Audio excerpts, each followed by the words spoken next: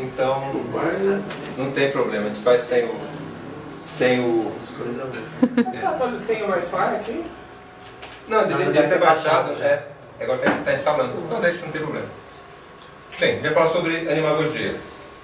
De onde vem esse palavrão, né? Animagogia. Essa ideia surgiu em 2002 para 2003. Eu vou contar desde o começo para vocês entenderem o processo. A gente tinha um trabalho mediúnico em 2001 e uma vez uma entidade chamada Dr. Felipe pediu para que eu assistisse um trabalho mediúnico que o médium dele fazia. Ele falou: quero que você assista os trabalhos e escreva a respeito. Beleza, né? E esse trabalho era feito na casa do médium. Era ele, a namorada, um colega, a irmã, umas 4, 5 pessoas. E era o trabalho chamado de doutrinação, né? Que no meio kardecista se chama de doutrinação. E eu fui lá, com minha pranchetinha e tal, e fiquei durante 1 ano e meio assistindo os trabalhos. Assistindo, anotando, né? E ao mesmo tempo refletindo sobre o que acontecia. Depois de 1 ano e meio eu falei para o Felipe, né? Falei: olha, eu já estou com material suficiente para escrever o livro. Posso escrever? Ele falou: pode. Eu falei: e eu posso escrever do meu jeito ou eu tenho que fazer tipo, uma apologia do espiritismo? Ele falou: não, você vai escrever do teu jeito. Eu sei que você não é espírita, você vai escrever do teu jeito. Aí eu falei: olha, primeira coisa, vamos mudar o nome do trabalho. Eu não vou chamar de doutrinação, vou chamar de animagogia. Aí eu expliquei, né? A ideia da animagogia seria anima, alma, e o sufixo ali é o agogos, né? Que é como se fosse um educador, né? Então, animagogia, educação da alma. Aí eu expliquei para ele: o que eu vi o grupo fazendo não era uma doutrinação, mas esclarecendo aquele espírito que estava iludido. E ele foi então esclarecido, foi educado. Então eu prefiro o nome educação espiritual, animagogia. Aí, beleza. E além do nome, também tinha algumas coisas diferentes. Porque, como eu venho de uma formação mais, vamos dizer, orientalista, eu não aceitava muito aquele discurso do espírito inferior, do espírito superior. Eu já pensava mais nesse termo de ego e espírito, né? A consciência humana e a consciência espiritual. Então, eu falo: olha, o que eu estou percebendo? O espírito que é ajudado, ele está iludido pelo ego. Ele ainda pensa como ser humano. E o que está sendo feito aqui é ajudá-lo a despertar a consciência espiritual. Ele se libertar dessa consciência humanizada que o faz ser um obsessor, que o faz ficar preso à casa, né? Apego à matéria e tal. Então, o que nós estamos fazendo aqui é ajudar esse espírito a recuperar a consciência espiritual. Então, a ideia da animagogia, quando surgiu, foi nesse sentido, de ser um trabalho com os desencarnados. Aí, quando chegou em 2005, veio o insight, né? No seguinte sentido: por que esperar o cara desencarnar para começar a educá-lo e não começar antes? Né? Para começar desde já preparar o ser humanizado, né, que está preso ao ego, a pensar espiritualmente, viver espiritualmente a sua vida encarnada, humanizada, para quando ele desencarnar ser mais fácil a etapa seguinte. Então, em 2005, nós começamos um trabalho também com encarnados. Então, até de 2003 até 2005, era só com desencarnado. De 2005 em diante, também começamos a pensar em um trabalho com encarnados. Em 2004, veio uma entidade chamada Flor de Lótus e falou assim: olha, eu quero que vocês estudem apometria, porque vocês vão inserir a apometria no trabalho de animagogia de vocês. E eu comecei então a ler a respeito, fui lendo, mas só pela leitura você não consegue entender muito a prática.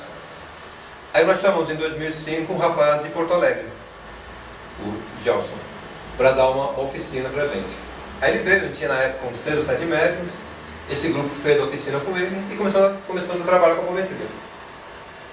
Então, já nessa ideia da animagogia, né? A apometria como instrumento para a animagogia, para despertar a consciência espiritual lá do desencarnado.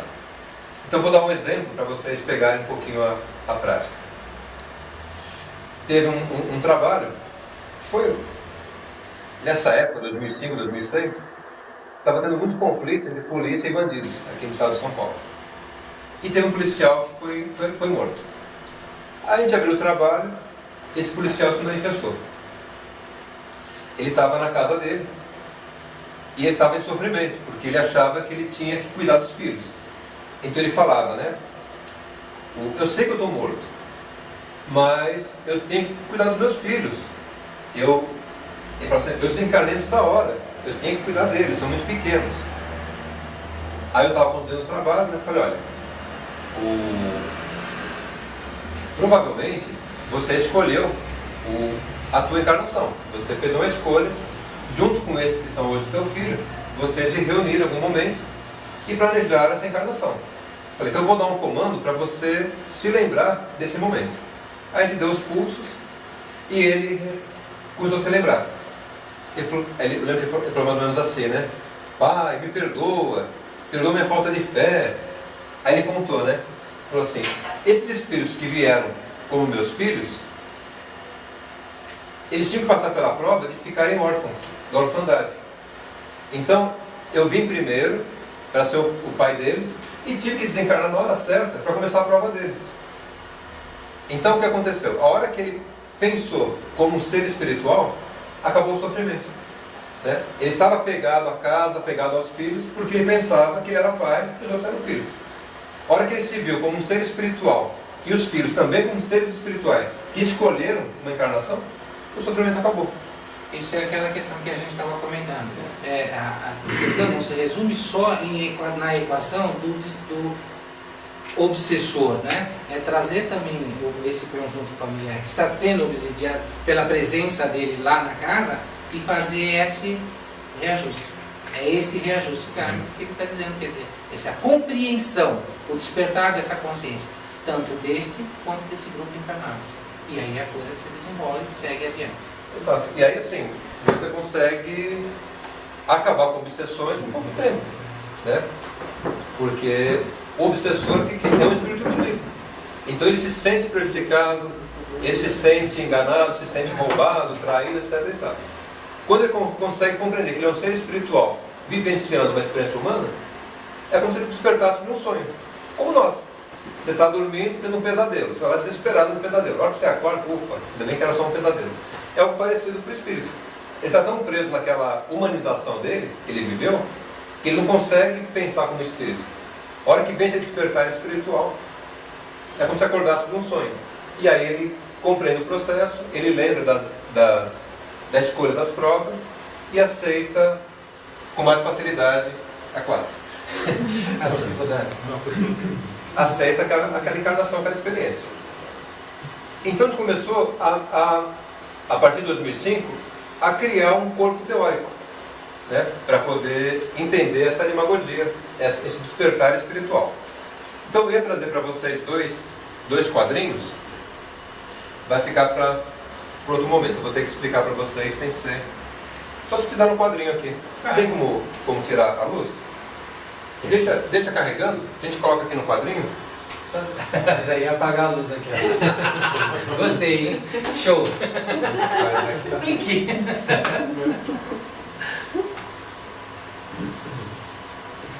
Então só deixa carregando o computador, não tem problema. Então, o primeiro quadrinho que eu queria mostrar para vocês, que vai fundamentar a animagogia, é a relação consciência e matéria. Então nós temos aí infinitas teorias sobre consciência e matéria. Mas todas elas, a gente vai ver que elas se encaixam em 4 grupos. O grupo das teorias materialistas, o grupo das teorias idealistas, o grupo das teorias energistas e as teorias espiritualistas. Então a animagogia vai se encaixar aqui na quarta, a espiritualista. Então, as materialistas vai desde o materialismo empírico, materialismo dialético de Karl Marx, materialismo mecanicista do Descartes, enfim, não importa qual linha. Na visão materialista, a consciência ela é um produto secundário do cérebro, né? Então, o cérebro vai criar a consciência. Então a consciência ela não existe independente do cérebro, ou ela é um produto do cérebro. Então eu falei, não importa qual que é a visão materialista, sistêmica, não importa. Todas elas vão pensar isso. O cérebro, enquanto matéria, cria a consciência. Freud, partindo desse pressuposto, ele vai dizer o quê? O cérebro cria a consciência e a consciência cria o inconsciente. Então o inconsciente do Freud é diferente do inconsciente do Jung. Né? Então o inconsciente aqui seria o quê? Tudo aquilo que a pessoa reprime, né, na sua vida material vai ficar nesse inconsciente. Tudo aquilo está sendo reprimido. Essa é a visão do Freud. Os idealistas são o oposto dos materialistas. O que eles vão dizer? O que existe é a consciência. E a matéria não existe. Então a matéria é uma projeção da consciência. Como se fosse esse projetor projetando, né, saindo da mente, o mundo material. Então, para os idealistas, a matéria não existe. A matéria é uma projeção mental. Ou também usam muito a palavra mental, né? Projeção mental. Ou, uma outra palavrinha que eles usam bastante, um reflexo. Reflexo da mente. Então, na visão idealista, a matéria não existe. O idealismo, até o século XIX, foi um movimento relativamente forte, perdeu terreno com o positivismo, que é uma visão materialista bem empírica, né? E está meio que voltando à moda. A gente ouve aí vários exemplos na internet dessa visão idealista, de dizer que a matéria não existe, que existe só a consciência, né? E a matéria é a projeção da consciência.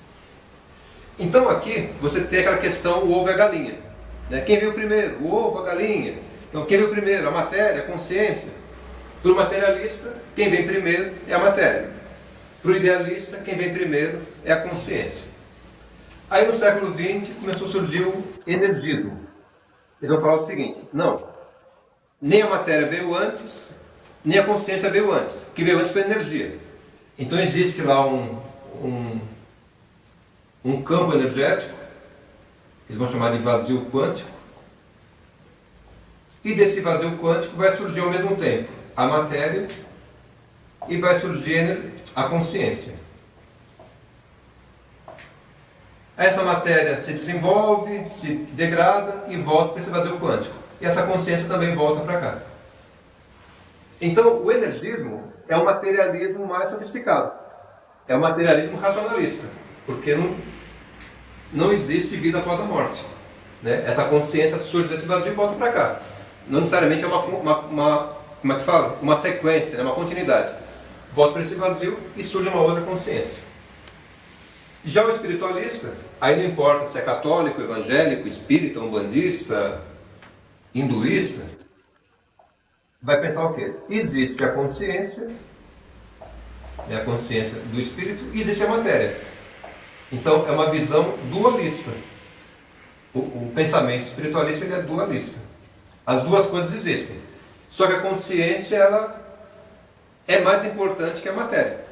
Então a matéria ela tem uma existência relativa, mas ela existe, né? Ela não é uma projeção da mente. Ela tem uma existência própria com leis próprias. Então, a partir do momento que o espírito escolhe uma encarnação, ele já começa a construir aí o seu ego, a sua consciência humanizada, seu corpo físico. Então a gente escolhe antes de encarnar se vai ser homem, mulher, preto, branco, japonês, europeu, africano. Isso tudo faz parte das escolhas do espírito. E vai encarnar, vai se ligar a uma matéria. Então aquela matéria tem uma realidade relativa, mas existe, né? Uma existência relativa. Ela não é uma mera projeção mental. Então a imagogia ela vai se encaixar aqui nesse quarto grupo das teorias espiritualistas. Não é evangélica, não é católica, não é espírita, mas é um pouco de tudo. Né? Vai beber um pouco de tudo, mas é espiritualista. Então esse é o primeiro aspecto. Posso pagar? E dentro dessa visão espiritualista, a gente vai dividir as dimensões em quatro. Em quatro dimensões. Vou colocar aqui em cima a espiritual, uma outra que vou dar um nome noética ou noológico, dimensão noológica, depois eu explico. Depois a dimensão psicológica e depois a dimensão biológica. Então, seriam quatro dimensões existenciais. Nós vivemos, no nosso estado de vigília, essas duas primeiras. Então, a biológica e a psicológica é o campo do ego, da consciência humanizada. Aqui é a Joelma. A espiritual neológica é onde age o self, a consciência espiritual, vamos dizer assim. Então vamos entender um pouquinho o processo. Quando o espírito é criado, ele é criado aqui na dimensão espiritual. Ele é o que a teosofia chama de mônada. Então nós enquanto uma mônada, a gente já tem a nossa... A gente já tem tudo que a gente precisa, né? Já tem a felicidade, já tem o amor, já tem a paz interior. Tudo aquilo que nós precisamos já está aqui na nossa mônada. Já está aqui prontinha, perfeita. E também tem a tal da vontade. A vontade é um atributo do espírito. Só que essa mônada, vamos dizer assim, ela tem tudo isso. Esses atributos, felicidade, amor e tal. Mas ela não tem experiência nem sabedoria de vida. E ela tem vontade de adquirir experiência. Então, pela vontade, ela começa a descer.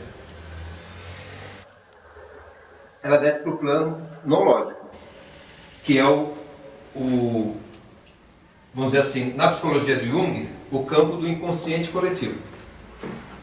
O inconsciente coletivo seria o consciente do espírito. A consciência do espírito é o que eles chamam de inconsciente coletivo. Lembra do Freud que eu falei ali? Então Freud vai falar: o cérebro cria a consciência e a consciência cria o inconsciente.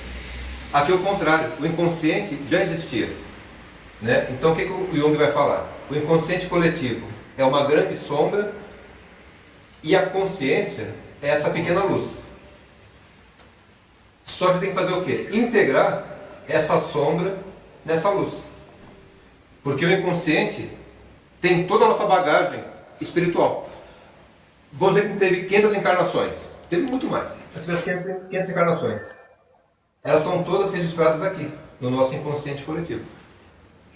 Então, experiências na Terra, em Júpiter, em Vênus, fora do sistema solar, como homem, como mulher, na África, no Japão, no Brasil, está tudo aqui no nosso inconsciente coletivo. É a vivência do espírito. É, a vivência do espírito. Da vivência do espírito. Exato. E é aqui que acontece a escolha das provas.